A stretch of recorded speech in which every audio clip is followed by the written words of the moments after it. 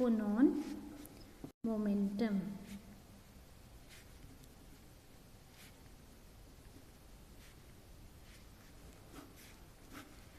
ठीक है, एक फोनॉन है आपके पास जिसका वेव वेक्टर है k।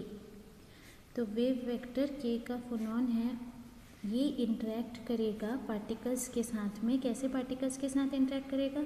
फोटॉन्स, न्यूट्रॉन्स, इलेक्ट्रॉन्स, इनके साथ ये इंटरेक्ट करेगा। बिल्कुल वैसे ही इंटरेक्ट करेगा जैसे इसका मोमेंटम है h क्रॉस k, जबकि एक फोनॉन जो है वो मोमेंटम कैरी नहीं करता है। रीज़न क्या है कि एक फोनॉन मोमेंटम कैरी नहीं करता है?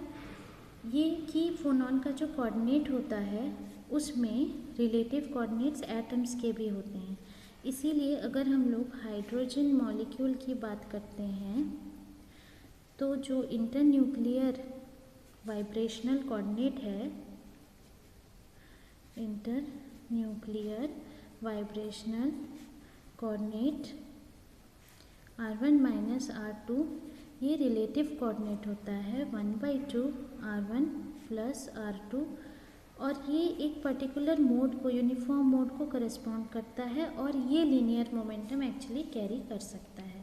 इसी वजह से हम ऐसा मानते हैं कि फोनॉन भी मोमेंटम, फोनॉन जो है वो उसका जो कोऑर्डिनेट है वो इन्वॉल्व करता है रिलेटिव कोऑर्डिनेट को, इसीलिए मोमेंटम कैरी करता है।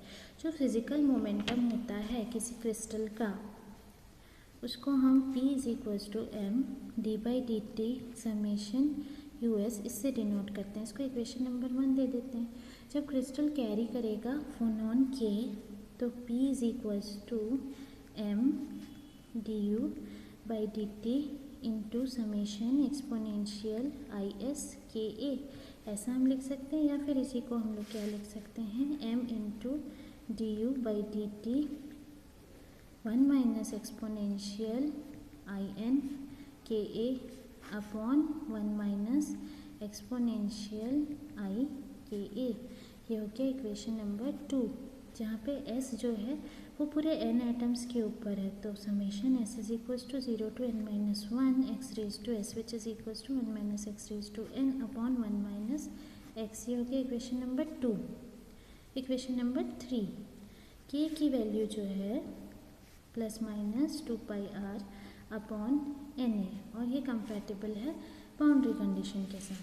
तो इसीलिए क्या हो जाएगा कि जो एक्सपोनेंशियल IN KA है will be equals to exponential plus minus I into 2πr which is equals to 1। और इक्वेशन 2 से ये फॉलो करता है कि जो क्रिस्टल मोमेंटम है वो 0 होगा। तो P = m du/dt into summation s exponential IS KA will be equal to 0। Equation number 4।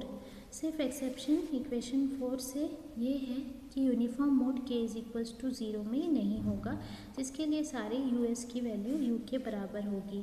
तो फिर P = nm du/dt होगा, और ये मोड रिप्रेजेंट करता है यूनिफॉर्म ट्रांसलेशन को। क्रिस्टल में यूनिफॉर्म ट्रांसलेशन को ये रिप्रेजेंट करता है और ये मोमेंटम कैरी करता है। ज़्यादातर प्रैक्टिकल पर्पस के लिए फोनॉन ऐसे एक्ट करता है जैसे कि इसका मोमेंटम जो है वो h क्रॉस k के बराबर है, जिसको हम क्रिस्टल मोमेंटम भी कहते हैं। क्रिस्टल में वेव वेक्टर सिलेक्शन रूल होता है ट्रांजिशन के लिए क्वांटम स्टेट्स में। तो इलास्टिक स्कैटरिंग जो होगी एक्सरे फोटोन की किसी क्रिस्टल से, वो गवर्न होगी wave vector selection rule k' = k + g से। इसको इक्वेशन 5 से डिनोट करें। g आपके पास रेसिप्रोकल लैटिस है, k जो है इंसिडेंट फोटोन का वेव वेक्टर है, k' स्कैटर्ड वाले का है। रिफ्लेक्शन प्रोसेस में क्रिस्टल एज अ होल पूरा रिकॉयल हो जाएगा मोमेंटम -h क्रॉस g से, लेकिन ये यूनिफॉर्म मोड बहुत कम होता है। और इक्वेशन नंबर 5 हमारा ये शो कर रहा है कि जो टोटल वेव वेक्टर है वो कंजर्व्ड होगा किसी पीरियोडिक लैटिस में, और पॉसिबल एडिशन जिसमें हो सकता है एक रेसिप्रोकल लैटिस वेक्टर का। अगर स्कैटरिंग फोनॉन में इनइलास्टिक है, इलास्टिक मतलब जितना दे रहे हैं उतना ही मिल रहा है, इनइलास्टिक मतलब जितना दे रहे हैं या तो उससे कम मिल रहा है या तो ज़्यादा मिल रहा है। तो अगर इनइलास्टिक है और फोनॉन क्रिएट हो रहा है जिसका वेव वेक्टर के है तो सिलेक्शन रूल बन जाएगा के डैश प्लस के इज इक्वल्स टू के प्लस जी के बराबर। और अगर फोनॉन के एब्जॉर्ब होता है प्रोसेस में तो K dash is equals to small K plus capital K plus G, ये वैल्यू मिल जाएगी हमें।